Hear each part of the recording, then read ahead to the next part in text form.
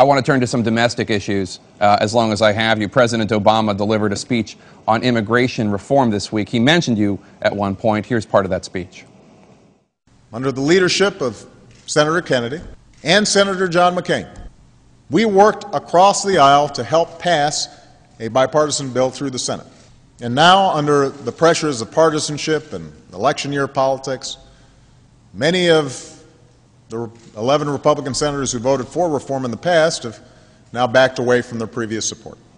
Senator, that's you he's talking about. Why have you backed away from comprehensive immigration reform, which you spoke so passionately about in 2006 and 2007? First of all, let me, and I don't enjoy bringing this up, but the fact is then Senator Obama supported amendments which would have gutted the proposal that we had before the United States Senate, which he said he would propose, an amendment that basically gutted the legal temporary worker program. But setting that aside, I invite the President to come, John Kyle and I invite the President to come to the Arizona-Sonora border.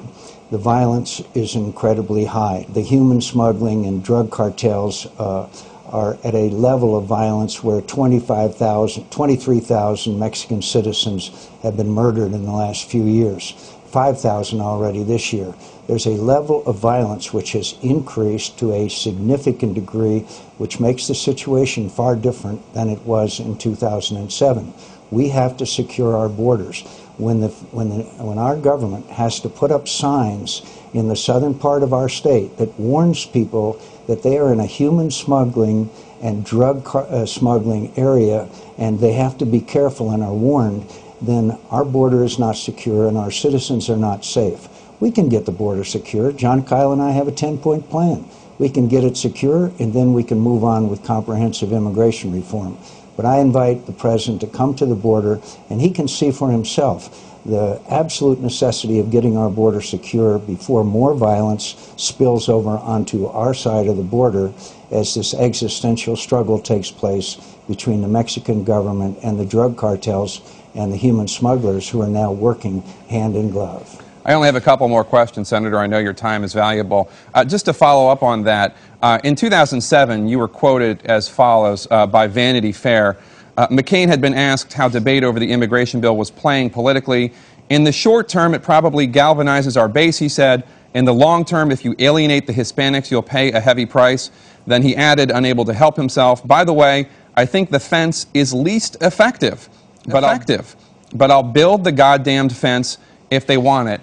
You've long been critical of then-Senator Obama for pandering to unions during the 2007 immigration reform debate. You just talked about it a second ago. And you're right, he did vote for amendments that threatened to unravel the coalition. But how is what you're doing now any different except you're pandering to the other side? Because, as I said before, the level of violence on the border, the human smuggling, the fact that Phoenix, Arizona is the #2 kidnapping capital of the world, according to media reports, the fact that a ring recently was broken up that brought people across our border to Phoenix, Arizona, where people were drugs were distributed all over the country as well as people, means that the situation has changed dramatically. That's why I asked the President to come to the border. It is not the same as it was in 2007. And the people deserve not to have our ranchers murdered, not to have a deputy shot by a drug smuggler with an AK-47 in Pinal County. The situation has dramatically changed, and the statistics absolutely back that up.